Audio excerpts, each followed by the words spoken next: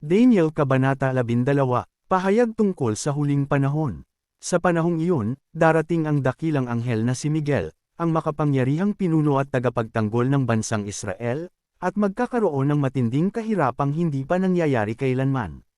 Ngunit maliligtas ang mga kababayan mong ang pangalan ay nakasulat sa aklat ng Diyos.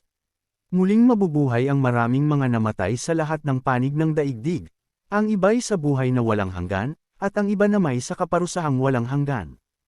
Ang marurunong na pinuno ay magniningning na gaya ng liwanag sa langit at ang mga umaakay sa marami sa pagiging matuwid ay sisikat na parang bituin magpakailanman. Daniel, ingatan mo muna ang mga pahayag na ito at isara ang aklat upang hindi ito mabuksan hanggang sa katapusan ng sanlibutan.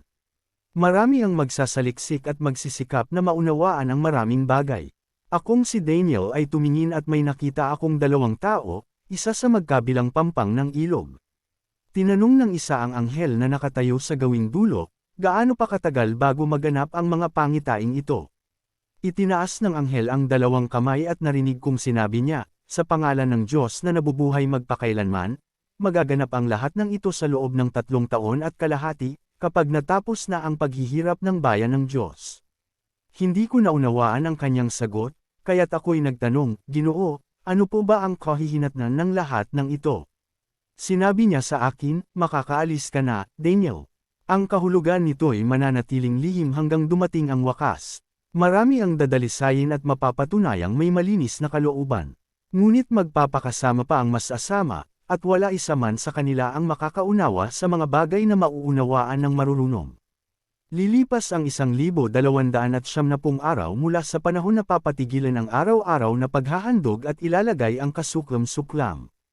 Mapapalad ang mananatiling tapat hanggang sa matapos ang 1,335 araw. Daniel, maging tapat ka nawa hanggang sa wakas. Mamamatay ka ngunit muling bubuhayin sa huling araw upang tanggapin ang iyong gantimpala. Ang aklat na ito ay naglalaman ng mga pahayag ni Yahweh kay Hosea, na anak ni Biri. Si Yahweh ay nagpahayag sa kanya noong panahon ng paghahari sa Juda nina Uzias, Jotham, Ahaz, at Hezekias. Si Jeroboam na anak ni Joas ang hari noon ng Israel.